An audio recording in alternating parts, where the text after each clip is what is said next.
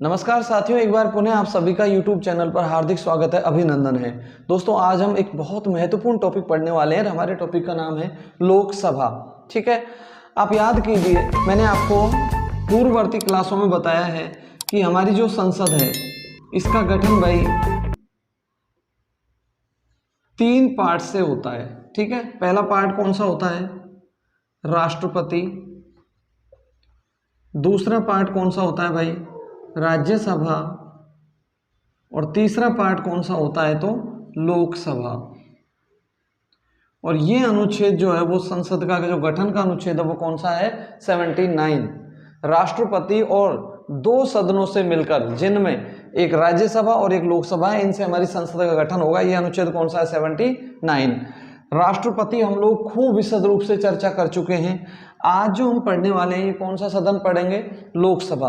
देखिए, अगर हम समझ के पढ़ते हैं तो वो हमारे लंबे समय याद होता है। देश में लोकसभा होती है, ऐसे ही राज्यों में जो होती है उसको हम क्या बोलते हैं? विधानसभा कहते हैं। भाई, देश में बोलते हैं संसद और राज्यों में क्या कहते हैं? विधानमंडल। तो विधानमंडल भी कितने अंगों से मिलकर बना है? 3 अंगों से। किसी राज्य में विधान परिषद है तो वहां 3 अंग हो जाएंगे। यदि किसी राज्य में विधान परिषद नहीं है तो वहां पर 2 अंग रह जाएंगे। देखो, देश में होते हैं राष्ट्रपति, राज्यों में ऐसे ही कौन होते हैं? राज्यपाल।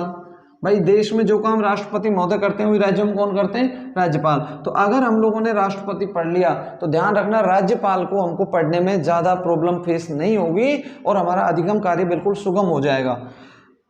दूसरा अंग विधान परिषद। देखिए, ये कुछ राज्यों में है और कुछ राज्यों में नहीं है। ये प्रेजेंट में केवल 6 राज्यों में है। तो अगर हम लोगों ने राज्यसभा पढ़ ली तो विधान परिषद का भी काफी कुछ पार्ट हमारा मतलब क्लियर हो जाता है, लगभग। ठीक है, तो ये हमको पढ़ने में बहुत सहूलियत। और यदि तीसरा अंग अगर हम विधानमंडल की बात करें तो वो होता है विधानसभा। तो विधानसभा किसके समान होता है भाई? लोकसभा के समान। आज हमारा जो प्रमुख प्रतिपाद्य विषय है वो लोकसभा है। तो ध्यान रखना, हम ना केवल लोकसभा पढ़ रहे हैं अपितु हमारा किसका कॉन्सेप्ट भी क्लियर हो जाना चाहिए? विधानसभा का कॉन्सेप्ट बिल्कुल ही क्लियर हो जाना चाहिए, और ये होगा। तो मैंने आपको बताया संसद 3 अंगों से मिलकर बनती है, राष्ट्रपति, राज्यसभा और लोकसभा। अच्छा, इनके अनुच्छेद याद करने में भी कोई प्रॉब्लम नहीं है। इसका गठन 79 में है तो 79 से अगला कौन सा अनुच्छेद आता है? 80। और 80 से अगला कौन सा आता है? 81। यानी कि राज्यसभा गठन किस अनुच्छेद में? 80 में है। और लोकसभा गठन किस अनुच्छेद में? 81 में है। ऐसे ही हम अनुच्छेद यहाँ पर भी याद कर सकते हैं। ऐसे ही दोस्तों, विधानमंडल की बात करें तो विधानमंडल का जो प्रावधान दे रखा है वो अनुच्छेद कौन था? 168। 168 में लिखा हुआ है कि राज्य विधानमंडल राज्यपाल, विधान परिषद और विधानसभा से मिलकर बनी होगी। हम लोगों ने यहाँ पर एक एक अनुच्छेद बढ़ाया था, यहाँ पर भी इंक्रीज कर दीजिए। 168 के बाद कौन सा आता है? 169। और इसके बाद कौन सा आता है? 170। यानी कि विधानमंडल गठन 168 में होता है तो विधान परिषद गठन किस अनुच्छेद में होगा? 169 में। और विधानसभा का 170 में। तो दोस्तों, आज हम पढ़ने वाले हैं लोकसभा। अच्छा, ये मैंने जो आपको ये डायग्राम बना के बताया, ये इसलिए बताया है कि आपका कॉन्सेप्ट क्लियर हो जाए। अगर हमने राष्ट्रपति पढ़ लिया तो राज्यपाल का बहुत बड़ा भाग हमारा हो चुका है। ऐसे ही अगर हमने लोकसभा पढ़ लिया तो विधानसभा में तो बिल्कुल प्रॉब्लम फेस नहीं होगी, इजी वे में वो हमको याद हो जाएगी। अब हम सबसे पहले जानते हैं लोकसभा के नाम। देखिए, इसके अन्य नामों की बात करें तो लोकसभा को हम प्रथम सदन कहते हैं, क्योंकि ये जनता के द्वारा चुना जाता है, इसलिए हमको इसको क्या बोलेंगे? प्रथम सदन कहते हैं। ठीक है, इसका दूसरा नाम है भाई अस्थायी सदन। आपको जब मैंने राष्ट्रपति महोदय पढ़ाए थे उस समय बताया था कि राष्ट्रपति महोदय हमारी लोकसभा को अनुच्छेद 85 के तहत अगर हमारी केंद्रीय मंत्रिपरिषद परामर्श देती है तो उसको भंग कर सकते हैं। मतलब कोई जरूरी नहीं है, अगर लोकसभा में मंत्रिपरिषद ने अपना विश्वास मत खो दिया तो लोकसभा समय से पहले भी भंग हो सकती है। अतः ये स्थायी सदन है या अस्थायी सदन है? तो लोकसभा कैसा सदन है भाई? अस्थायी सदन। चूंकि लोकसभा को कौन चुनती है? जनता चुनती है, इसलिए इसको हम जनता का सदन भी कहते हैं। चूंकि जनता के द्वारा ये डायरेक्टली चुना जाता है और जनता जो है वो डायरेक्टली इनको निर्वाचित करके भेजती है। ये लोकप्रिय होते हैं क्योंकि ये बहुमत से जीत के आते हैं, इसलिए इस सदन का एक नाम क्या है भाई? लोकप्रिय सदन। पहला नाम प्रथम सदन हो गया, दूसरा अस्थायी सदन हो गया, तीसरा जनता का सदन हो गया, चौथा नाम इसका हो गया लोकप्रिय सदन। अब चूंकि जनता इसको चुन के भेजती है इसलिए इसका एक नाम हो रहा है प्रतिनिधि सदन।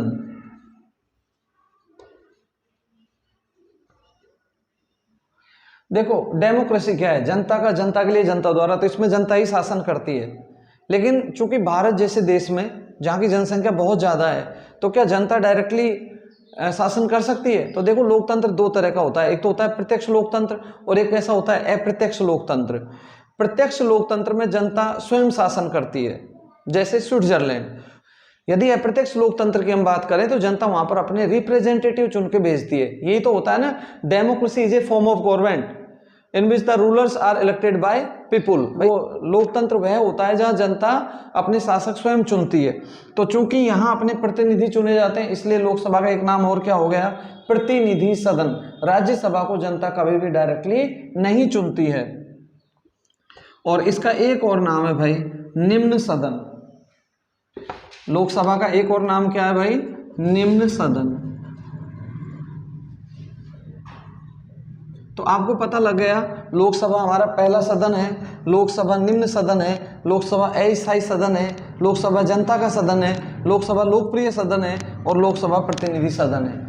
याद रखना दोस्तों, अभी थोड़ी देर पहले मैंने आप लोगों से कहा था अगर हमने लोकसभा को अच्छे से पढ़ लिया तो विधानसभा भी हमारी लगभग हो गई। तो ये सारे नाम जब लोकसभा के हैं, देखो ध्यान रखना, मैंने समझने के लिए ये कॉन्सेप्ट बताया है, हमें लंबे समय याद रहे, ठीक है। तो ये सारे नाम भी किसके हैं भाई, विधानसभा के हैं। ध्यान रखना, राज्यों में जब हम विधानमंडल पढ़ेंगे तो उस समय विधानसभा के भी यही नाम याद होने। अच्छा, एक जादूगरी दिखाते हैं आपको। हम केवल लोकसभा के नाम याद करते हैं और लोकसभा के नाम याद करने से ही हमको राज्यसभा के नाम याद हो जाएंगे, लोकसभा के नाम याद करने से ही हमको विधानसभा के नाम याद रह जाएंगे, और यदि लोकसभा के नाम ही यदि हमने याद कर लिए तो हमको विधान परिषद के भी नाम याद हो जाएंगे। क्या ऐसा संभव है? बिल्कुल है। आप केवल लोकसभा के नाम याद कर लो। देखो फिर मैं कह रहा हूँ ये केवल समझने के लिए है। अब मैं जैसे राज्यसभा के नामों की बात करता हूँ, मैंने अभी राज्यसभा के नाम नहीं पढ़ा है ना, तो अगर हम राज्यसभा के जब नाम पढ़ेंगे, जो कि हमारा अगला टॉपिक है, तो देखो लोकसभा का उल्टा कर दो। लोकसभा कैसा सदन है? प्रथम सदन। तो राज्यसभा कैसा सदन हो जाएगा? द्वितीय सदन हो जाएगा। देखो जीतने वाले अलग काम नहीं करते, उनका काम करने का ढंग अलग होता है। हमको कैसे लंबे समय याद करना है, रटने तो ये पढ़ेंगे ही पढ़ेंगे। लोकसभा निम्न सदन है, तो बताओ राज्यसभा कैसा हो जाएगा? उच्च सदन हो जाएगा। लोकसभा अस्थायी सदन है, तो राज्यसभा कैसा हो जाएगा? स्थायी सदन हो जाएगा। लोकसभा जनता का प्रतिनिधित्व करता है इसलिए जनता का सदन है। राज्यसभा राज्यों का प्रतिनिधित्व करता है इसलिए किसका सदन है? राज्यों का। तो इसका नेक्स्ट नाम क्या हो गया? राज्यों का सदन। ठीक है। अब चूंकि लोकसभा की एक नाम अलग है, लोकसभा की न्यूनतम आयु 25 है और राज्यसभा की न्यूनतम आयु 30 है, तो अनुभव ज्यादा किसके पास होगा? 30 वाले के पास ही होगा, इसलिए इसको हम अनुभवियों का सदन भी कहते हैं। तो ये सारे नाम किसके हो गए? राज्यसभा के। अब हमको पता है अगर हमने लोकसभा के नाम याद कर लिए तो विधानसभा के भी नाम हमारे याद हो गए, और यदि हमने राज्यसभा के नाम याद कर लिए तो विधान परिषद के भी हमारे नाम याद हो गए। मैंने कहा एक के नाम याद कर लो तो हमारे चारों के नाम याद हो जाते हैं।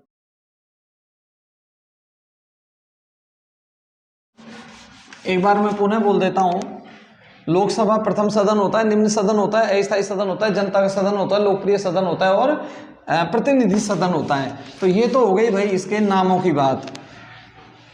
अब हम बात करते हैं लोकसभा के गठन की। यदि हम लोकसभा के गठन की बात करें तो साथियों वर्तमान में लोकसभा का जो गठन होता है वो अनुच्छेद 81 में होता है। देखिए पहले ये 2 अनुच्छेदों में गठन होता था। अनुच्छेद 81 तो था ही था, साथ में एक अनुच्छेद और भी था 331, लेकिन 126वां संविधान संशोधन 2019 वरीयता के क्रम में 104वां, उस संविधान संशोधन के द्वारा हम लोगों ने एंग्लो इंडियन का जो प्रावधान था, जिनको राष्ट्रपति महोदय आंग्ल भारतीयों को हमारी लोकसभा में 2 एंग्लो इंडियन को मनोनीत करते थे, ये प्रावधान अब समाप्त हो चुका है। तो अब हम 331 की बात नहीं करेंगे क्योंकि इस प्रावधान को समाप्त कर दिया गया है। अब लोकसभा गठन पूछे तो लोकसभा गठन किस अनुच्छेद में है भाई? लोकसभा गठन 81 में है। अच्छा, हम सदस्य संख्या की बात करें तो देखो सदस्य संख्या में यहाँ पे दो तरह की लैंग्वेज हो सकती है। पहला मैं कहूँगा अधिकतम सदस्य हो सकते हैं।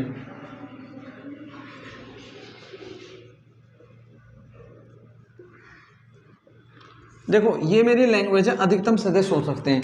तो हमारी लोकसभा में जो मैक्सिमम मेंबर्स हो सकते हैं वो कितने हो सकते हैं भाई?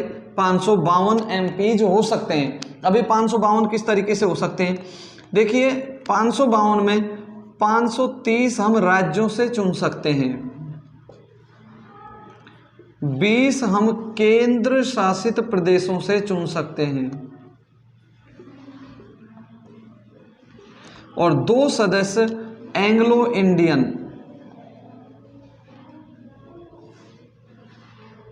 आंग्ल भारतीय ये मनोनीत हमारे देश के राष्ट्रपति महोदय कर सकते थे। 126वां संविधान संशोधन 2019, ठीक है, उसके द्वारा ये प्रावधान अब समाप्त कर दिया गया है। तो अब हमारे देश में एंग्लो इंडियन नहीं चुने जाएंगे जब नेक्स्ट लोकसभा रूटीन में आएगी या नेक्स्ट लोकसभा का गठन होगा। अभी चूंकि 17वीं लोकसभा चल रही है तो 17वीं लोकसभा में ये एक प्रारूप है। तो ये तो हो गई अधिकतम हो सकते हैं, 552 हो सकते हैं, 530 राज्यों से चुने जा सकते हैं, 20 केंद्र शासित प्रदेशों से और 2 एंग्लो इंडियन मनोनीत हो सकते थे। अब हम बात करते हैं वर्तमान में है। देखिए वर्तमान में जो हमारी सीटें हैं वो भैयाओं कितनी है? 545। 552 हो सकते थे, वर्तमान में कितनी है? 545। अब ये 545 किस किस तरीके से हैं? देखिए हमारे यहाँ पर राज्य कितने चुन सकते हैं? 530, ठीक है। केंद्र शासित प्रदेश कितने चुन सकते हैं? 20। अब चूंकि अभी 17वीं लोकसभा चल रही है तो 17वीं लोकसभा तक ये 13 केंद्र शासित प्रदेशों से चुने जाते थे, 13। लेकिन हमें पता है 31 अक्टूबर 2019 से हमारे यहाँ पे 2 नए केंद्र शासित प्रदेश बन चुके हैं। एक केंद्र शासित प्रदेश का नाम है जम्मू कश्मीर और दूसरे केंद्र शासित प्रदेश का नाम है लद्दाख। भाई अनुच्छेद 370 जम्मू कश्मीर से रिमूव हो चुका है, ठीक है, 370 जिसमें जम्मू कश्मीर से संबंधित विशेष प्रावधान थे। धारा 35A वो भी हट चुकी है। तो अब जम्मू कश्मीर राज्य नहीं रहा, अब जम्मू कश्मीर केंद्र शासित प्रदेश बन गया और उसमें हमने 2 केंद्र शासित प्रदेश बना दिए। तो जम्मू कश्मीर से हम 5 लोकसभा सीटें चुनेंगे केंद्र शासित प्रदेश के रूप में और लद्दाख से हम लोग 1 केंद्र शासित प्रदेश चुनेंगे। तो यहाँ पहले 13 चुने जाते भाई 2019 तक, जो कि 17वीं लोकसभा के चुनाव हुए थे, वहां हमने केंद्र शासित प्रदेशों से कितने चुने? 13। लेकिन अब जो 18वीं लोकसभा के चुनाव होंगे तो 13 तो वो और 6 ये 2 नए केंद्र शासित प्रदेशों से भी तो नई सीटें 6 आ गई। तो 13 + 6 मतलब अब कितने चुने जाएंगे? 19 चुने जाएंगे। और यहाँ पे राज्यों में से जो जम्मू कश्मीर से पहले भी 6 ही सीटें चुनी जाती थी राज्यों के रूप में, वो सीटें कम हो जाएंगी, ठीक है भाई। पहले जम्मू कश्मीर राज्य था और उसमें से हम लोकसभा की 6 सीटें चुनते थे, तो हम मैक्सिमम 530 चुन सकते हैं ना। तो इनमें से 6 सीटें कम हो गई वर्तमान में और ये 6 सीटें कहां बढ़ गई? केंद्र शासित प्रदेशों में, ठीक है। तो ये एंग्लो इंडियन का प्रावधान तो समाप्त कर ही दिया गया है। तो ये वर्तमान की पोजीशन है। अब हम बात करते हैं साथियों, क्या हम लोकसभा की सीटों को परिवर्तित कर सकते हैं? बिल्कुल साथियों, क्योंकि आपको पता होना चाहिए मूल संविधान में जो लोकसभा की सीटें थी वो कितनी थी भाई? 500। और मैंने कहा ना आज कितनी सीटें हैं? 545 हैं। अर्थात इन सीटों में समय समय पर परिवर्तन होता रहा है। 31वां संविधान संशोधन 1973, तो जो 31वां 1900 संविधान संशोधन 1973 में हुआ उसमें हमने लोकसभा की सीटों को परिवर्तित कर दिया और यहाँ पर हमने लोकसभा की जो सीटें बढ़ा दी गई वो कितनी कर दी थी? 547 कर दी थी। गोवा दमन दीव पुनर्गठन अधिनियम, गोवा दमन दीव पुनर्गठन अधिनियम और ये जो अधिनियम आया था ये कब आया था? 1987 में। और इसके द्वारा जो हमारी लोकसभा की सीटें हैं वो कितनी निर्धारित कर दी गई हैं? 545। ठीक है, तो ये सीटें परिवर्तित हो सकती हैं। अब ये सवाल आता है कि हर राज्य में लोकसभा की अलग अलग सीटें हैं। राजस्थान से यदि मैं बात करूँ तो 25 लोकसभा की सीटें हैं। ठीक है, अगर हम उत्तर प्रदेश की बात करें तो वहाँ से 80 लोकसभा की सीटें हैं। तो ये अलग अलग क्यों हैं? तो देखो, लोकसभा की जो सीटों का निर्धारण किया गया है वो जनसंख्या पे किया गया है। अगर किसी राज्य की जनसंख्या अधिक है तो वहाँ पे लोकसभा की सीटें अधिक होंगी। ठीक है, अब हमारे देश में सर्वाधिक जनसंख्या किस राज्य की है? उत्तर प्रदेश की है। तो सीधी सी बात है, सर्वाधिक लोकसभा की सीटें भी कहाँ पर आएंगी? उत्तर प्रदेश में। चाहे हम लोकसभा सीटों की बात करें, चाहे हम राज्यसभा सीटों की बात करें, चाहे हम विधानसभा सीटों की बात करें, इन सब का जो निर्धारण किया गया है ये किस आधार पर किया गया है भाई? जनसंख्या पे। अब यदि मैं कहता हूं लोकसभा से सर्वाधिक सीटें किस राज्य से आती हैं, विधानसभा में सर्वाधिक सीटें किस राज्य की हैं, राज्यसभा में सर्वाधिक सीटें किस राज्य से आती हैं, विधान परिषद में सर्वाधिक सीटें किस राज्य की हैं, तो सबका आंसर क्या आएगा? उत्तर प्रदेश। क्योंकि हमको पता है सर्वाधिक जनसंख्या कहाँ की है भाई? उत्तर प्रदेश की है। और ये सीटों का निर्धारण किस आधार पर हुआ है? जनसंख्या। ये 1971 की जनसंख्या पर आधारित है। 1971 में जो हमारे यहाँ पे सेंसस जनगणना हुई थी उस पर ये वर्तमान में आधारित है। ये सीटें 2001 में परिवर्तित होनी थी। लेकिन देखो दोस्तों, एक तरीके से हम देखा जाए तो मैं ये कह रहा हूं, अगर किसी राज्य की जनसंख्या ज्यादा है तो वहां से सीटें भी ज्यादा आएंगी, मतलब लोकसभा में ज्यादा प्रतिनिधित्व होगा। तो एक तरीके से देखा जाए तो ये जनसंख्या वृद्धि को प्रोत्साहित करने जैसा है। ठीक है, ऐसी स्थिति में अटल बिहारी वाजपेयी जी के समय में 84वां संविधान संशोधन 2001, एक संविधान संशोधन हुआ था, 84वां संविधान संशोधन 2001 में। और इसमें हमने ये लोकसभा की सीटें 2001 में परिवर्तित नहीं होंगी और इनको हमने कब तक अपरिवर्तित कर दिया? 2026 तक। मतलब अब चाहे लोकसभा की बात आए, चाहे राज्यसभा की बात आए, चाहे विधानसभा की बात आए, चाहे विधान परिषद की बात आए, इन सब सीटों का जो परिवर्तन होगा वो कौन से वर्ष में होगा भाई? 2026 में होगा। अब हम देखते हैं दोस्तों, सर्वाधिक सीटें किस राज्य से हैं? यूपी से हैं। और यूपी से सीटें कितनी है भाई? 80।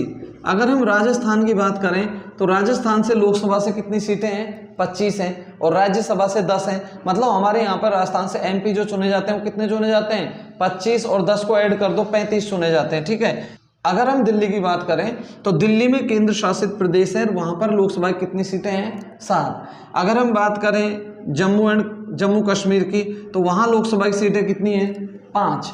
और अगर हम बात करें लद्दाख की तो ध्यान रखना साथियों, लद्दाख में लोकसभा की कितनी सीट है? 1 लोकसभा की सीट है। साथियों, अब हम बात करते हैं लोकसभा में अनुसूचित जाति और अनुसूचित जनजाति के लिए कुछ सीटें रिजर्व की गई हैं। उन सीटों को हम जानते हैं। अगर मैं कहता हूं अनुसूचित जाति तो ध्यान रखना साथियों, अनुसूचित जाति के लिए हमारे यहाँ वर्तमान में 84 सीटें रिजर्व हैं। और यदि मैं अनुसूचित जनजाति की बात करूं तो अनुसूचित जनजाति के लिए हमारे यहाँ पर लोकसभा में वर्तमान में टोटल वो सीटें भाई 47। तो देखिए, अनुसूचित जाति की 84 और अनुसूचित जनजाति की 47। अब मैं कह सकता हूं लोकसभा में टोटल रिजर्व सीटें कितनी है? दोनों को जोड़ दीजिए। तो आज हमारे यहाँ पे लोकसभा में जो कुल टोटल रिजर्व सीटें हैं वो कितनी है भाई? 131। अब बची शेष सीटें, और शेष सीटों को हम क्या बोलेंगे? सामान्य सीटें। तो सामान्य सीटें आ गई 412, और यदि इन दोनों को हम जोड़ देंगे तो ये कितनी हो गई? 543। ठीक है, तो ये एक अनुसूचित जाति अनुसूचित जनजाति से संबंधित जो इनके लिए सीटें रिजर्व की गई वो मैंने आपको बताई। 126वां संविधान संशोधन, और ये हुआ 2019 में। एंग्लो इंडियन को इसी के द्वारा तो समाप्त किया गया था, एंग्लो इंडियन का प्रावधान, और इसी के द्वारा ये जो अनुसूचित जाति और जनजाति के लिए जो कुछ सीटें रिजर्व की गई हैं इनको 25 जनवरी 2030 तक के लिए बढ़ा दिया गया है। मतलब तो ये लोकसभा की सदस्य संख्या से संबंधित कुछ प्रावधान थे जो मैंने आपको बताए। अब हम बात करते हैं लोकसभा सदस्य की योग्यताएं। अनुच्छेद 84 में लोकसभा सदस्य की योग्यताओं का वर्णन है, और राज्यसभा सदस्य की योग्यताएं वो भी किस अनुच्छेद में भाई? वो भी 84 है। मतलब मैं कह सकता हूँ संसद सदस्य की जो योग्यताएं दे रखी है वो कौन सा अनुच्छेद है, 84 में है। तो अभी हम लोकसभा पढ़ रहे हैं, देखो वो भारत का नागरिक हो,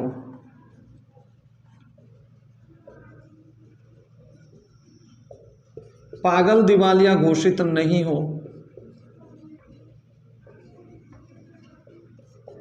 वो कोई लाभ के पद पर ना हो,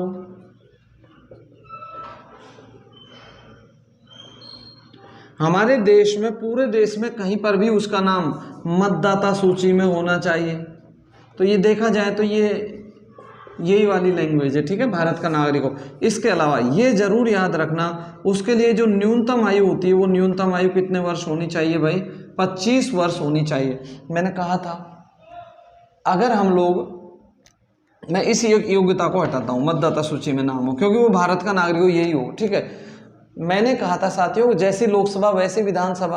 अब जब लोकसभा की ये योग्यताएं हैं तो आर्टिकल ही तो चेंज होगा, बाकी विधानसभाओं की योग्यता में ऐसे के ऐसे आ जाएंगे।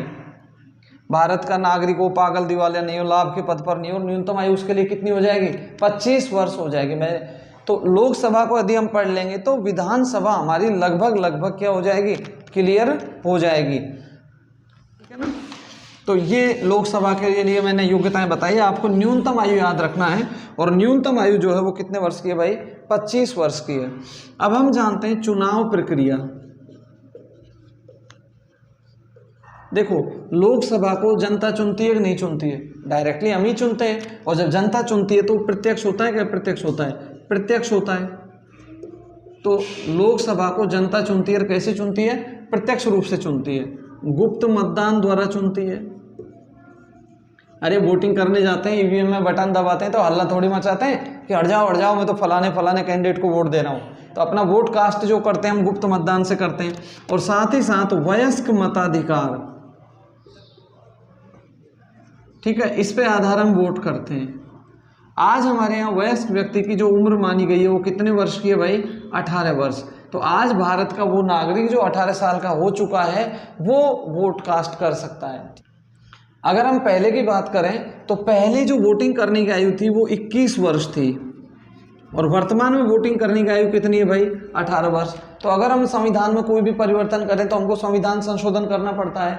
हम लोगों ने एक संविधान संशोधन किया था, 61वां संविधान संशोधन, और ये संविधान संशोधन हुआ था 1989 में, और इस समय हमारे प्रधानमंत्री थे स्वर्गीय श्री राजीव गांधी जी। तो राजीव गांधी जी के समय में 21 वर्ष से घटा करके जो मताधिकार की आयु थी वो कितनी की गई थी, 18 वर्ष। तो हमने जाना प्रत्यक्ष रूप से चुनते हैं, गुप्त मतदान के द्वारा चुनते हैं, वयस्क मताधिकार के द्वारा चुनते हैं। आरंभ में वोटिंग की आयु 21 वर्ष थी, वर्तमान में 18 वर्ष है, और ये 61वां संविधान संशोधन 1989 के द्वारा परिवर्तन किया गया। अच्छा, लोकसभा के जितने भी निर्वाचन क्षेत्र हैं वो कैसे रखेंगे भाई, एकल सदस्यीय। अरे एक ही सदस्य तो हमारे यहाँ पे चुनते हैं जो लोकसभा सीट होती है, तो हमारे यहाँ पे कैसे लोकसभा की सीटें हैं, एकल सदस्यीय। अब हम बात करते हैं शपथ की। अगर लोकसभा सदस्यों की शपथ की यदि हम बात करें तो लोकसभा सदस्यों को जो शपथ होती है उससे संबंधित जो प्रावधान है वो अनुच्छेद 99 है, और इनको जो शपथ दिलाते हैं वो कौन दिलाते हैं भाई, राष्ट्रपति या राष्ट्रपति महोदय के द्वारा नियुक्त कोई व्यक्ति, तो ये इनको शपथ दिलाते हैं। देखो हम जब राष्ट्रपति पढ़ा था उस समय भी हमने प्रोटेम स्पीकर की बात की थी, अभी हम प्रोटेम स्पीकर पढ़ेंगे। राष्ट्रपति महोदय तो प्रोटेम स्पीकर को शपथ दिला देते हैं, प्रोटेम स्पीकर के आकर के लोकसभा में जो हमारी नवीन लोकसभा गठित हुई है उसके सदस्यों को शपथ दिला देते हैं। तो याद रखना, लोकसभा के सदस्यों को शपथ राष्ट्रपति या उनके द्वारा नियुक्त व्यक्ति दिलाएंगे। ये जो हमारा अनुच्छेद है ये कौन सा है भाई, 99 है। तो अब हम बात करते हैं गणपूर्ति या कोरम की। आप कहेंगे ये होता क्या है भाई, लोकसभा में कम से कम कितने सदस्य जाएं कि उसकी बैठक बुलाई जाए, ठीक है। तो देखो, चाहे लोकसभा की बात करें, चाहे राज्यसभा की बात करें, चाहे विधानसभा की बात करें, चाहे विधान परिषद की बात करें, हमेशा जो गणपूर्ति होती है वो 1/10 होती है, ठीक है। 1/10 को मैं 10% के रूप में भी लिख सकता हूँ। तो अब ये हमारे लोकसभा अध्यक्ष डिसाइड करेंगे कि लोकसभा की बैठकें चलेंगी या नहीं चलेंगी। अगर गणपूर्ति या कोरम पूरा नहीं होता है तो, और गणपूर्ति कितना है भाई। अब जैसे वर्तमान में लोकसभा की सीटें कितनी है 545, तो इसका 10% यदि करेंगे तो कितने सदस्य आ जाएंगे 55। अगर लोकसभा में 55 सदस्यों से कम जाएंगे तो फिर ये स्पीकर गणपूर्ति के अभाव में संसद की बैठक को स्थगित कर सकते हैं। तो ये गणपूर्ति से संबंधित प्रावधान थे। यदि लोकसभा कार्यकाल की यदि हम बात करें तो आमतौर पर जो लोकसभा का कार्यकाल होता है वो कितने वर्ष का होता है 5 वर्ष का। ध्यान रखना लोकसभा हमारी चल रही है, इसके साथ साथ लोकसभा जैसे ही प्रावधान किसके होते हैं विधानसभा के होते हैं। कार्यकाल का जो वर्णन दे रखा है वो अनुच्छेद 83(2) इसमें है। अनुच्छेद याद नहीं करना भले, तो कार्यकाल कितने वर्ष का होता है 5 वर्ष का होता है। किंतु ध्यान रखना इस अवधि से पूर्व अगर केंद्रीय मंत्रिपरिषद राष्ट्रपति महोदय को लोकसभा भंग करने की सिफारिश करती है तो राष्ट्रपति महोदय फिर लोकसभा को भंग कर सकते हैं। इसीलिए तो भाई लोकसभा को हम अस्थायी सदन कहते हैं, क्योंकि ये समय से पहले क्या हो जाती है भंग हो जाती है। हाल में कुछ प्रावधान जो बीच में जुड़े हटाए उनको भी हम देख लेते हैं। अब तक जितने भी संविधान संशोधन हुए उनमें सबसे बड़ा संविधान संशोधन कौन सा है 42वां 1976 मिनी संविधान या लघु संविधान संशोधन कहते हैं, कप्तान स्वर्ण सिंह समिति की सिफारिश पर हुआ था। और इस संविधान संशोधन में हमारी लोकसभा के कार्यकाल को 5 वर्ष से बढ़ा करके कितने वर्ष कर दिया गया था 6 वर्ष कर दिया गया था। फिर मैं कह रहा हूं लोकसभा से जो संबंधित प्रावधान है लगभग ऐसे कैसे प्रावधान राज्यों में किस सदन के आ जाएंगे भाई विधानसभा के आ जाएंगे। अब एक और नया संविधान संशोधन हुआ हमारा 44वां संविधान संशोधन 1978, और इस समय 44वां संवैधानिक संशोधन 1978 के द्वारा जो लोकसभा कार्यकाल पहले 5 वर्ष था जिसे बढ़ाकर 6 वर्ष कर दिया गया था वापस 6 वर्ष से घटाकर कितना कर दिया 5 वर्ष कर दिया। तो वर्तमान में जो लोकसभा कार्यकाल है वो कितने साल का है 5 साल का है। लेकिन ध्यान रखना विकल्प में इस ऑप्शन को भी हमें ध्यान रखना है, केंद्रीय मंत्रिपरिषद की सलाह पर राष्ट्रपति महोदय इसको भंग कर देते हैं ना, तो फिर ये समय से पहले भंग हो जाती है और उस समय ही अपने 5 वर्ष के कार्यकाल को पूरा नहीं कर पाती है। ऐसा हमारे देश में हुआ है। हमारे देश में अब तक हमारी जो लोकसभा है वो समय से पहले 8 बार भंग हो चुकी है। पहली बार जो लोकसभा समय से पहले भंग हुई थी वो लोकसभा थी चौथी लोकसभा, और चौथी लोकसभा को जो पहली बार भंग किया गया था वो किस राष्ट्रपति के द्वारा किया गया था भाई वी गिरि जी के द्वारा। तो पहली बार जो मध्यावधि चुनाव हुए थे 1971 में हुए, कौन सी लोकसभा के भंग होने पर हुए, चौथी लोकसभा भंग कब हुई 1970 में, और किस राष्ट्रपति महोदय ने की तो वी गिरि जी ने। अब तक कितनी बार हमारी लोकसभा समय से पहले भंग हो चुकी है 8 बार, और अंतिम रूप से जो हमारी लोकसभा समय से पहले भंग हुई है वो वर्ष है 1999। 1999 के बाद फिर तो हमारे जितने भी प्रधानमंत्री महोदय हुए हैं उन सब ने अपना अपना टेन्योर पूरा कंप्लीट 5 ईयर्स का कंप्लीट किया है। दोस्तों अब हम बात करते हैं लोकसभा अधिवेशनों की। अधिवेशन की बात करूं तो मैं आपको संसद का अधिवेशन ही बता रहा हूं। देखिए हमारे यहाँ पे संसद का अधिवेशन वर्ष में कम से कम 2 बार बुलाया जाना चाहिए,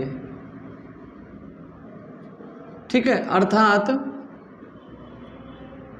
2 बैठकों में 6 माह से अधिक अंतर नहीं होना चाहिए।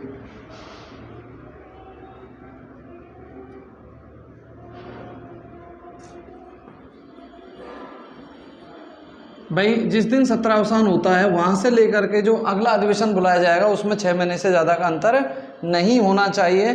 तो अधिवेशन साल में कम से कम हमारे यहाँ पर 2 बैठकें होनी चाहिए। अधिवेशन जो बुलाते हैं ये भी एक अच्छा सवाल है कि हमारे देश में अधिवेशन कौन बुलाते हैं। तो देखो अधिवेशन कौन बुलाते हैं हमारे देश में राष्ट्रपति महोदय, और याद रखना सत्र का अवसान भी कौन करते हैं, तो वो भी कौन करते हैं भाई, वो भी राष्ट्रपति महोदय करते हैं।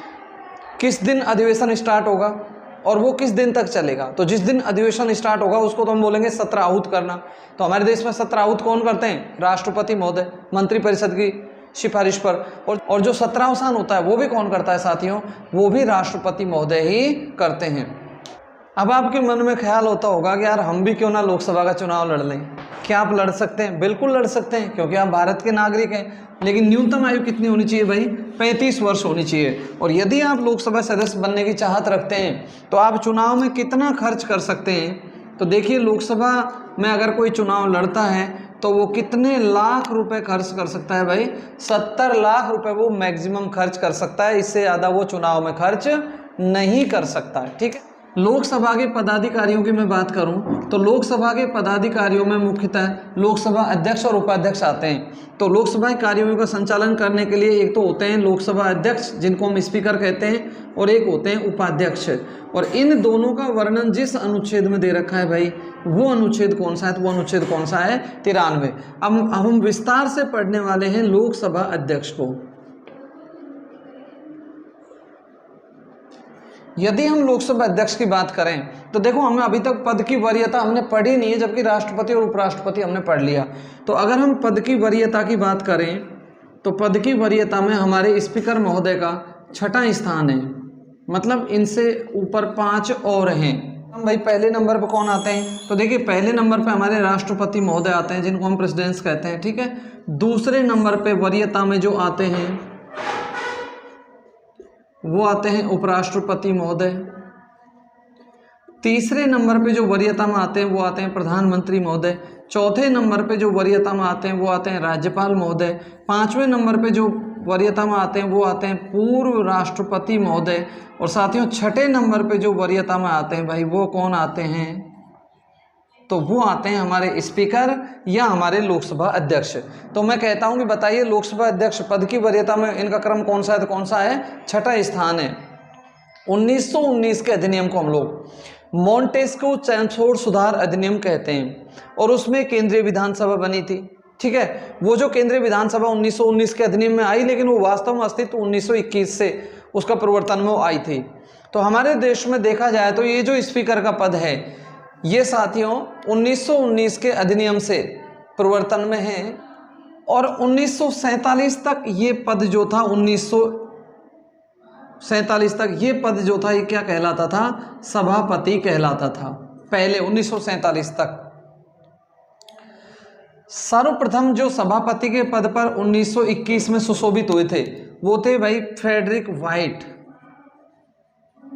और स्वतंत्रता प्राप्ति के बाद इसी पद को हम, जो पहले सभापति कहलाता था, हमने किस नाम से जानते हैं? इसको लोकसभा अध्यक्ष के रूप में जानते हैं।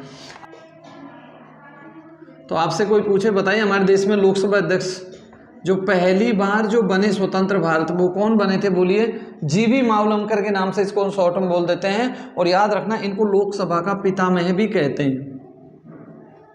तो अच्छा सवाल है, लोकसभा का पितामह किन्हें कहते हैं भाई? जीवी मावलंकर को। लोकसभा के पहले अध्यक्ष कौन बने थे? जीवी मावलंकर। अब हम इसकी बेसिक कॉन्सेप्ट पढ़ते हैं लोकसभा अध्यक्ष की। लोकसभा अध्यक्ष की यदि हम बात करें तो देखो, इसको जो हमारी लोकसभा भंग होती है वहीं से स्टार्ट करते हैं। मान लीजिए लोकसभा भंग होगी, केंद्रीय मंत्री परिषद की सिफारिश पर हमारी लोकसभा को भंग कर दिया गया है, नवीन लोकसभा के चुनाव होंगे, नवीन लोकसभा का गठन हो गया, तो नवीन लोकसभा को जो पहली बार आहूत करेंगे वो राष्ट्रपति महोदय होंगे, ठीक है। अब मान लीजिए इस कक्ष में नवीन लोकसभा, ये हमारा संसद भवन है, ऐसे समझिए, और यहाँ पे जितने भी लोकसभा के सदस्य आए हैं ये आ गए, इनको आहूत किया राष्ट्रपति महोदय में। अब सबसे पहले इनको शपथ तो दिलाएंगे। तो हम पढ़ चुके हैं कि जो संसद के सदस्य होते हैं इनको शपथ कौन दिलाते हैं? राष्ट्रपति या इनके द्वारा अधिकृत कोई व्यक्ति। अब राष्ट्रपति स्वयं तो आते नहीं है। देखिए, राष्ट्रपति महोदय जो होते हैं वो प्रोटेम स्पीकर, जिसको हम कहते हैं अस्थायी अध्यक्ष, जिसको हम कहते हैं कार्यकारी अध्यक्ष, इसको शपथ दिलाते हैं। राष्ट्रपति महोदय तो किसको शपथ दिलाते हैं भाई?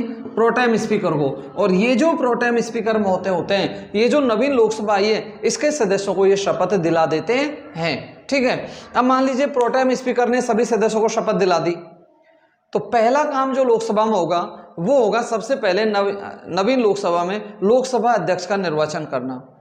अब चूंकि लोकसभा में सत्ता पक्ष का बहुमत होता है, तो सत्ता पक्ष अपने बहुमत से हमारे यहाँ पे लोकसभा अध्यक्ष का चुनाव कर देते हैं। अब लोकसभा अध्यक्ष जो होते हैं ना, ये ध्यान रखना, कभी भी पद की शपथ नहीं लेते हैं लोकसभा अध्यक्ष के रूप में। हाँ, लोकसभा अध्यक्ष शपथ जरूर लेते हैं, लेकिन वो जो लोकसभा का सदस्य होते हैं उसके रूप में शपथ लेते हैं। भाई, जब लोकसभा के नवीन सदस्यों को शपथ दिलाई जा रही होती है, उस समय सबकी शपथ कंप्लीट हो गई। सबके शपथ होने के बाद में सत्ता पक्ष का एक व्यक्ति प्रस्ताव रखेगा, दूसरा उसका अनुमोदन करेगा, तो इस तरीके से लोकसभा अध्यक्ष का चुनाव हो जाता है और वो फिर जिस व्यक्ति का नाम प्रस्तावक और अनुमोदक किया गया है वो लोकसभा के चेयर सीट पर आ जाएंगे और वहां वो लोकसभा की कार्यवाहियों को आते ही संचालन करने लग जाएंगे और जो हमारे प्रोटेम स्पीकर महोदय वो चले जाएंगे। तो देखा, तो प्रोटेम स्पीकर का काम होता है नवीन लोकसभा के सदस्यों को शपथ दिलाना और साथ में जो नया लोकसभा का अध्यक्ष चुना जा रहा है उसको जो निर्वाचन होता है उस तक वो रहते हैं, उसके बाद वो चले जाते हैं। तो वो कौन सा पदाधिकारी होता है जो कभी भी अपने पद की शपथ नहीं लेता? वो कौन लेता है? लोकसभा अध्यक्ष। अब जैसा लोकसभा वैसा विधानसभा, तो ध्यान रखो विधानसभा में भी ये कि ये फॉलो होने।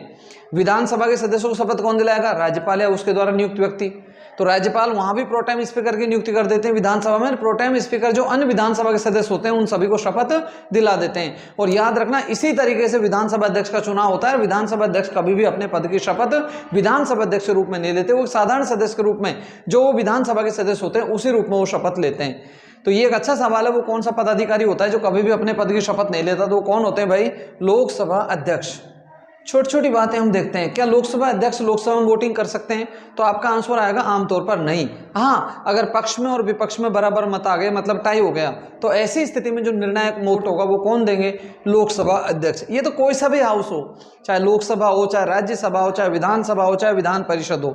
देखो इनके जो चेयरपर्सन होते हैं उनको आमतौर पर साधारणतः प्राय जनरली उनको वोटिंग करने का अधिकार नहीं है, लेकिन टाई हो जाता है ना, तो टाई होने के बाद में फिर उसको निर्णायक मत देना ही देना होता है। अच्छा, ये जो लोकसभा अध्यक्ष है, ये लोकसभा अध्यक्ष बनते ही अपने दल की प्राथमिक सदस्यता से त्यागपत्र नहीं देता। लेकिन ब्रिटेन में क्या होता है, जो हाउस ऑफ कॉमन के चेयरपर्सन होते हैं वो एक तरीके से देखा जाए तो निर्दलीय बन जाते हैं। जैसे ही वो चेयरपर्सन बनते हैं हाउस ऑफ कॉमन के, तो उस समय वो अपने दल की प्राथमिक सदस्यता से त्यागपत्र दे देते हैं। ऐसे भारत में जो लोकसभा अध्यक्ष होते हैं वो अपने दल की प्राथमिक सदस्यता से त्यागपत्र नहीं देते। लेकिन भारत में एक ऐसे लोकसभा अध्यक्ष हुए हैं जिन्होंने लोकसभा अध्यक्ष बनते ही अपने दल की सदस्यता से त्यागपत्र दे दिया। ठीक है, और उनका नाम है भाई नीलम संजीव रेड्डी। तो नीलम संजीव रेड्डी जी ने ब्रिटिश परंपरा का अनुकरण करते हुए जैसे ही वो लोकसभा अध्यक्ष बने अपने दल की सदस्यता से प्राथमिक सदस्यता से त्यागपत्र दे दिया। अब हम देखते हैं स्पीकर महोदय के कौन कौन से कार्य होते हैं, फंक्शन, ये काम क्या क्या करते हैं। तो देखिए, सबसे पहले नंबर 1 बैठकों की अध्यक्षता करते हैं। जो हमारी बैठकें होती हैं लोकसभा की, उसकी जो अध्यक्षता होती है वो कौन करते हैं भाई? लोकसभा अध्यक्ष। बैठकों की कार्यवाहियों का संचालन करते हैं।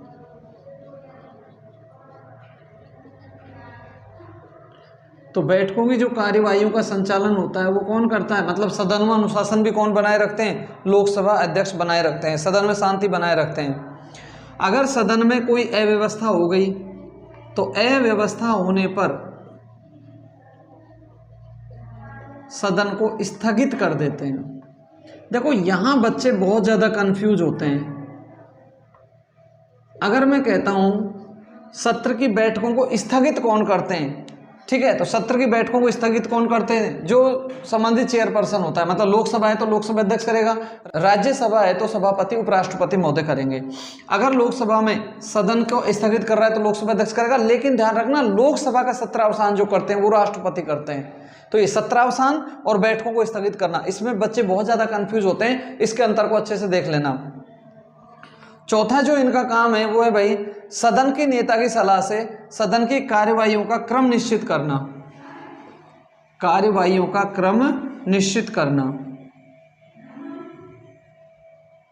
इसके अलावा जो इनका पांचवा काम होता है वो होता है संयुक्त अधिवेशनों की अध्यक्षता करना।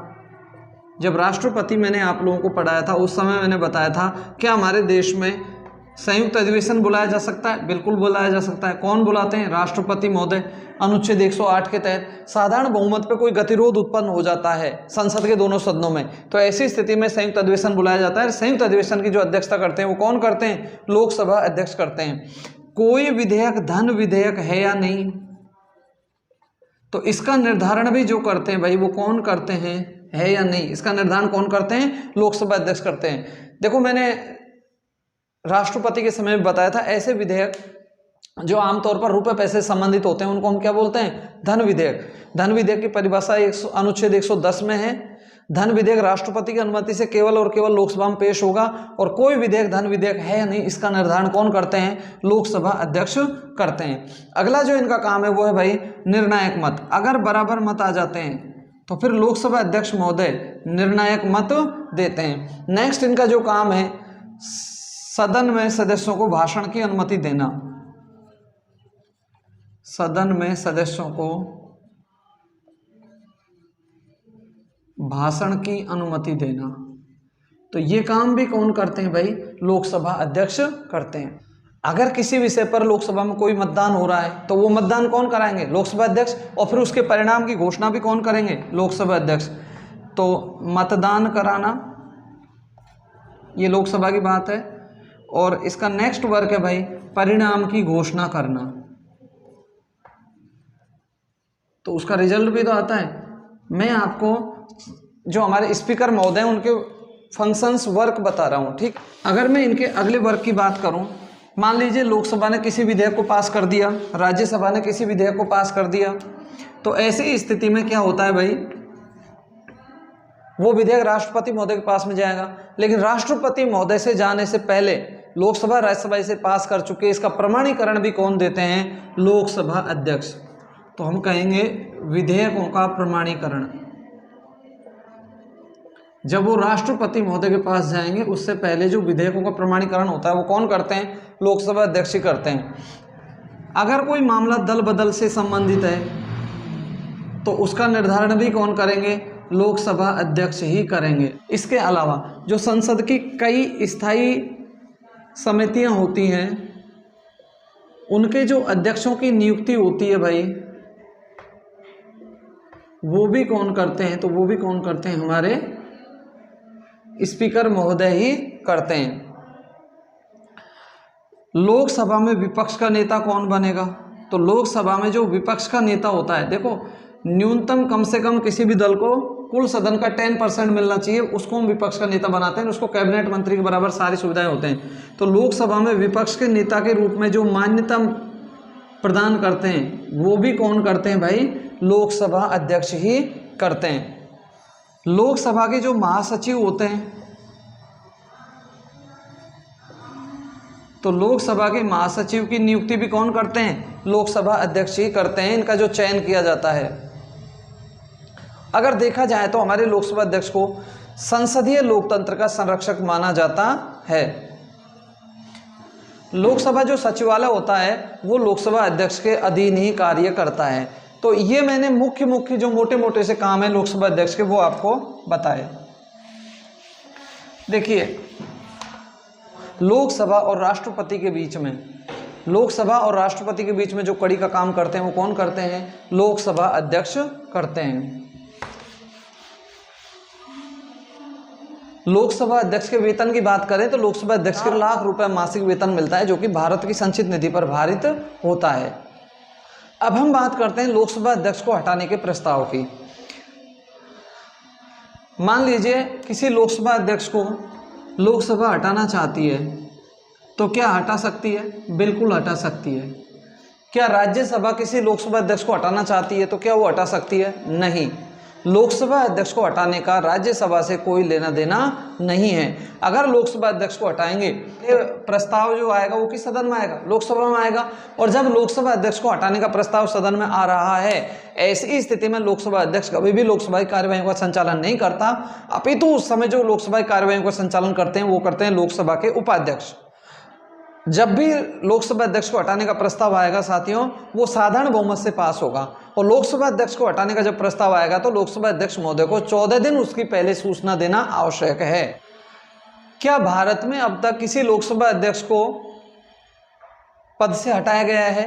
तो आपका आंसर आएगा नहीं। हाँ, प्रस्ताव जरूर आया है। हमारे देश में अब तक 3 लोकसभा अध्यक्ष ऐसे हैं जिनको हटाने का प्रस्ताव लोकसभा में आया लेकिन पारित किसी का भी नहीं हुआ। उनमें से 3 में जो पहले लोकसभा अध्यक्ष जिनमें से हटाने का प्रस्ताव आया वो थे जीवी मावलंकर। जीवी मावलंकर साहब को हटाने का प्रस्ताव आया था लेकिन वो प्रस्ताव पारित नहीं हुआ। दूसरे लोकसभा अध्यक्ष जिनको हटाने का प्रस्ताव आया वो हुकुम सिंह जी थे। और तीसरे लोकसभा अध्यक्ष जिनको हटाने का प्रस्ताव आया वो थे बलराम जाखड़। बलराम जाखड़ जी का नाम तो आपने सुना होगा। लोकसभा अध्यक्ष के रूप में अगर सर्वाधिक कार्यकाल है तो किसका है? बलराम जाखड़ जी का है। ये तीनों लोकसभा के अध्यक्ष ऐसे हैं जिनको लोकसभा में हटाने का प्रस्ताव आया, लेकिन ये प्रस्ताव पारित नहीं हुआ।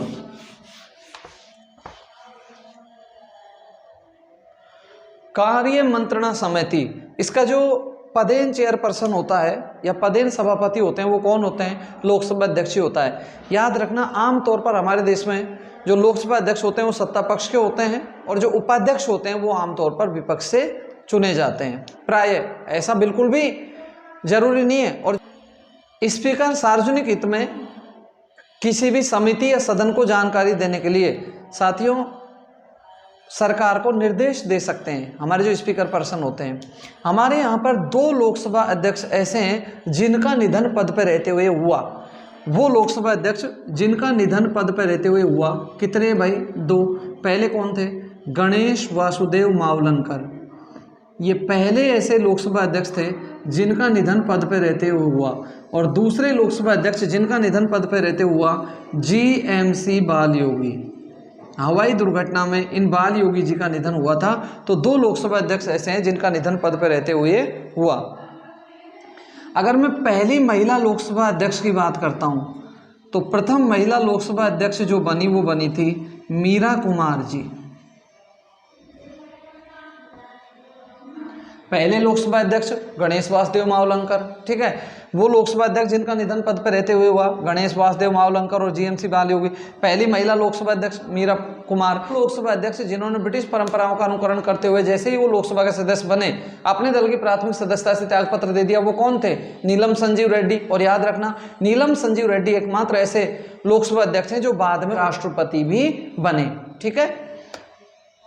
ऐसे लोकसभा अध्यक्ष जिन्होंने पद पर रहते हुए त्यागपत्र दिया। अच्छा, लोकसभा अध्यक्ष अपना त्यागपत्र किसको देते हैं? लोकसभा उपाध्यक्ष को। और लोकसभा उपाध्यक्ष अपना त्यागपत्र किसको देते हैं? अध्यक्ष को।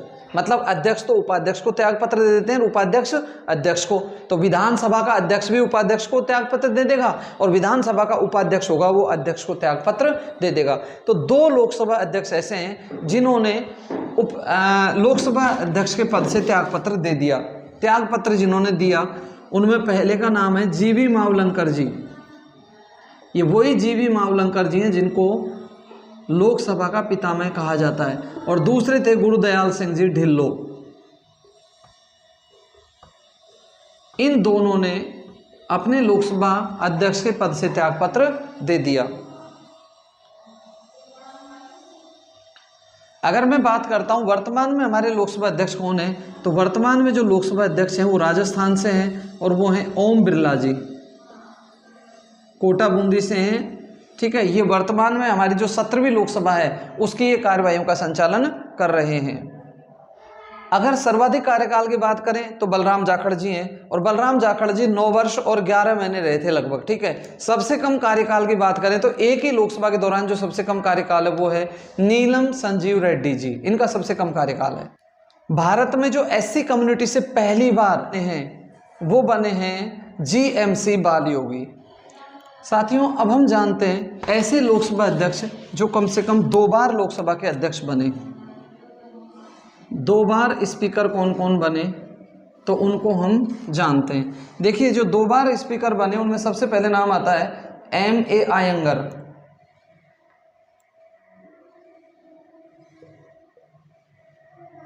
M.A. आयंगर जो लोकसभा के अध्यक्ष बने थे वो पहली और दूसरी लोकसभा के अध्यक्ष बने थे, 2 बार। दूसरे बंदे जो 2 बार लोकसभा के अध्यक्ष रहे वो नीलम संजीव रेड्डी जी। नीलम संजीव रेड्डी जी जो 2 बार लोकसभा के अध्यक्ष रहे थे भाई, वो 4थी और 6ठी लोकसभा में रहे थे। तीसरे व्यक्ति जो लोकसभा के अध्यक्ष बने गुरुदयाल सिंह ढिल्लो, ठीक है। ये तीसरे व्यक्ति थे जो लोकसभा के 2 बार अध्यक्ष बने, 4थी और 5वीं लोकसभा में ये अध्यक्ष बने थे।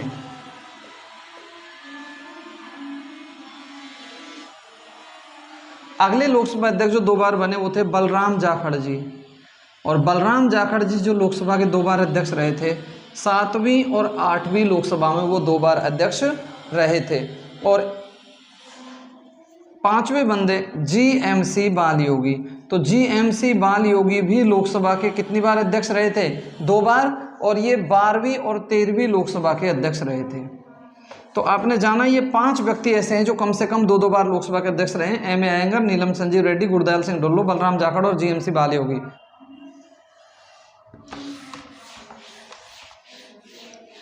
अब हम बात करते हैं लोकसभा उपाध्यक्ष की। अध्यक्ष के रूप में जितना मैं जानता था उतना मैंने आपको बता दिया। अब हम बात करते हैं लोकसभा उपाध्यक्ष की। भाई लोकसभा की कार्यवाहियों के संचालन करने के लिए लोकसभा अध्यक्ष उपाध्यक्ष दोनों का वर्णन जिस अनुच्छेद में, वो अनुच्छेद 93 है।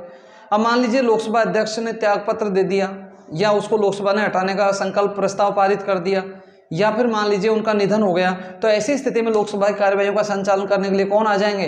लोकसभा उपाध्यक्ष महोदय आ जाएंगे। तो स्पीकर की तरह उपाध्यक्ष को भी लोकसभा के सदस्यों के द्वारा ही चुना जाता है। ध्यान रखना, लोकसभा के उपाध्यक्ष भी कभी भी अपने पद की शपथ नहीं लेते, अपितु ये जो शपथ लेते हैं लोकसभा के साधारण सदस्य के रूप में ही शपथ लेते हैं। इनका मुख्य काम क्या है? सदन की कार्यवाहियों का ये उस समय संचालन करते हैं जब हमारे लोकसभा अध्यक्ष का पद रिक्त होता है। या लोकसभा उपाध्यक्ष का काम क्या है? भाई मुख्य रूप से इनका काम है जब लोकसभा अध्यक्ष उपस्थित नहीं होते हैं तो ऐसी स्थिति में लोकसभा की कार्यवाहियों का संचालन करना। ये जो उपाध्यक्ष महोदय होते हैं, सचिवालय बजट समिति, जो सचिवालय बजट समिति होती है उसके अध्यक्ष कौन होते हैं भाई? तो वो कौन होते हैं? उपाध्यक्ष महोदय ही होते हैं। उपाध्यक्ष जो गैर सरकारी सदस्यों के विधेयक होते हैं, संकल्पों से संबंधित जो समिति होती है उसकी भी अध्यक्षता करते हैं। इसके अलावा उपाध्यक्ष जो होते हैं पुस्तकालय और संग्रहालय समिति के भी अध्यक्षता ही करते हैं। पुस्तकालय व संग्रहालय समिति की अध्यक्षता।